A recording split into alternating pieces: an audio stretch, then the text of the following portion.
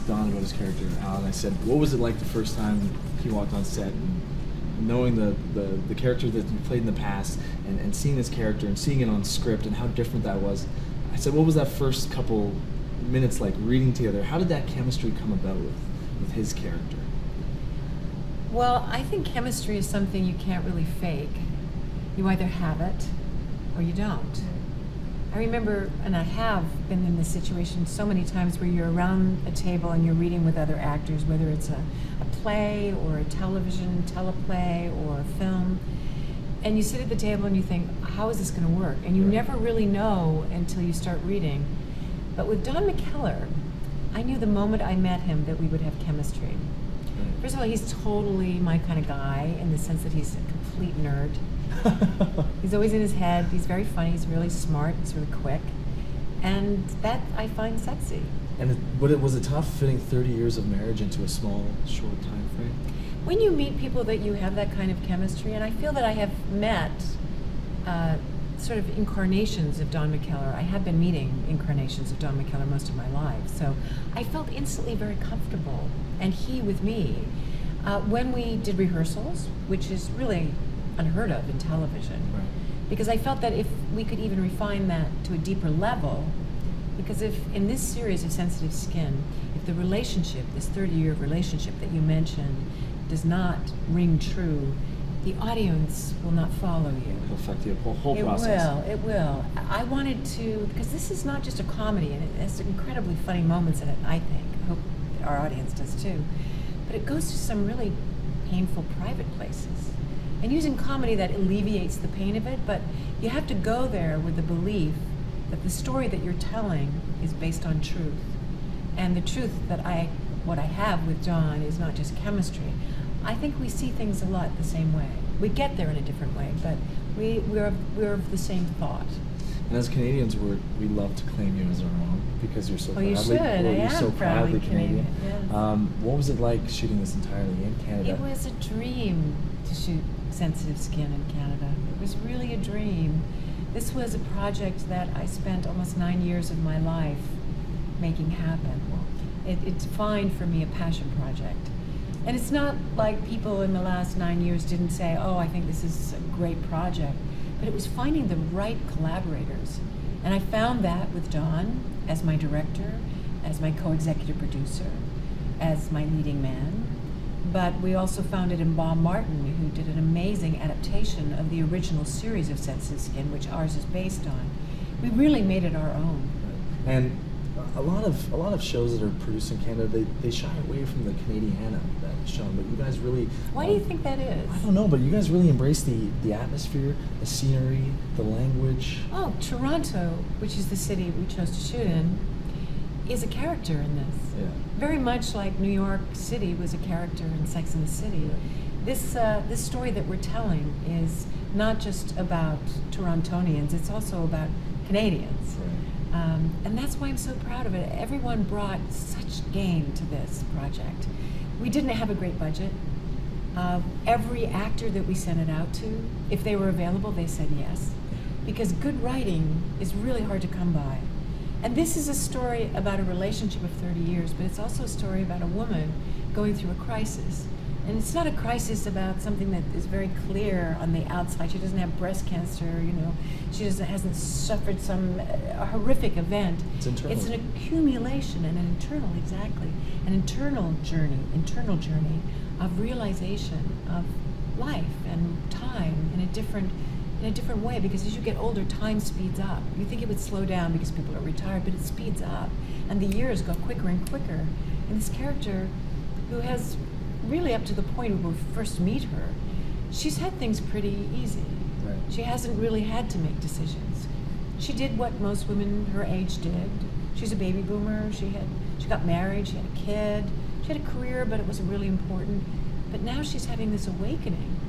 So who am I? So that's basically answering my next question, which is probably the next three questions. No, but it is. It's what do you believe is the biggest stark contrast between Davina and Samantha? Because Oh, there's no comparison.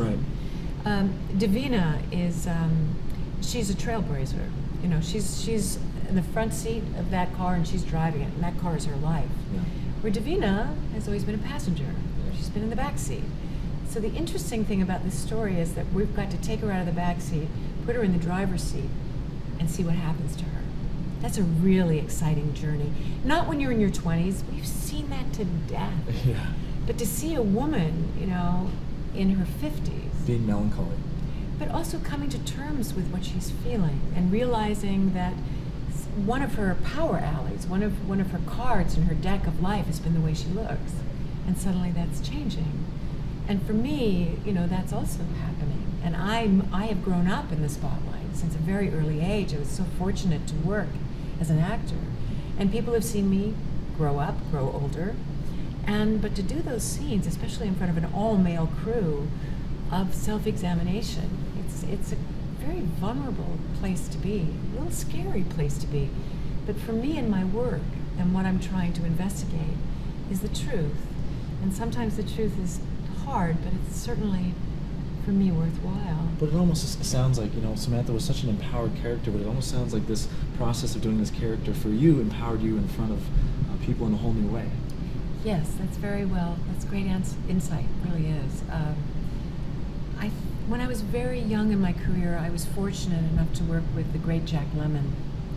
And I said to him, "You've had an amazing career. I want to ask you, how do you tell young actors when they want to have longevity in this business?" And he said to me, "Kiddo," he said, "just take things that scare you." Really? And I have continued to do that. I look at a role that I've done, and I think I've exercised everything I can out of that. I had a fantastic time. But what now? Because I don't want to play the same characters for the next 30 years. Right. I want to keep changing it up. And that keeps me active as an artist, as a woman, as a person. It makes me get up in the morning and feel really good that I'm doing something that I know I'm learning and changing and growing and bringing something, maybe some insight to something that I'm having difficulty understanding. Right. Did it in the same way empower you when you were on Sex and the City, knowing that you were empowering a whole generation of women who thought that life pretty much after 40 was going to be downhill, and you played this character that basically said, no, this is not what life has to be like? Well, I don't think after 40 is downhill. No. I'm saying the perception before Sex and the City was a lot of women were thinking that. Yes. And then Samantha was this character that really Yes. brought everybody up to saying, okay, well, you know what? Well, ageism does start about 35. It really does. For me, it did anyway. The amount of scripts that I was sent as an actress was basically cut in half when I turned 35. Wow. And I realized, I was no longer the young ingenue. There was more young ingenues coming up. And thank God I had the theater. And for me, the theater has always meant great writing and really interesting roles, especially for women. So I thought, and I've always believed, that Sex and the City was a game changer for so many people. Not just about ageism, about sexuality, women's sexuality, bonding of women, all those things. It was a zeitgeist. But now what? I believe that shows like Sensitive Skin are the next chapter to shows like Sex and the City. Because what happens now? After. And that's the question you pose. There's answers, yes, in our show, but it's also very entertaining. I also learned from Sex and the City that comedy can really open a lot of taboos and a lot of fear for people. Of course. And using that with getting older and examining what midlife is really about is why I was so attracted to Sensitive Skin. Okay, two last questions. One, what do your Canadian fans mean to you? Oh, Canada means everything to me. I was born in England. Yeah. I'm a naturalized Canadian. All my formative years were here. When I think of home, I think of Canada.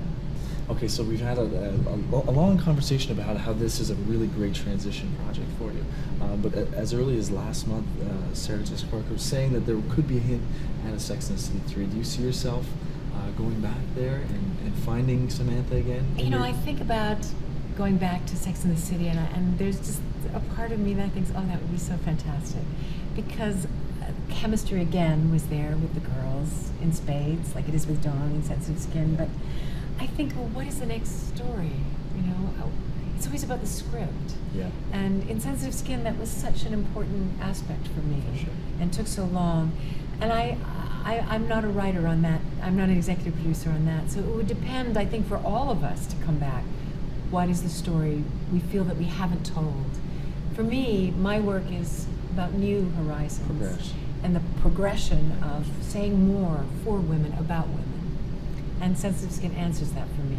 But I have such joy when I look back at it. It really changed my life in such a celebratory way, and I'm so grateful. I wouldn't be able to do this show if I hadn't done Sex and the City and all the other wonderful adventures that I've had. So if it happens again, it would be fantastic, but I don't know if it will.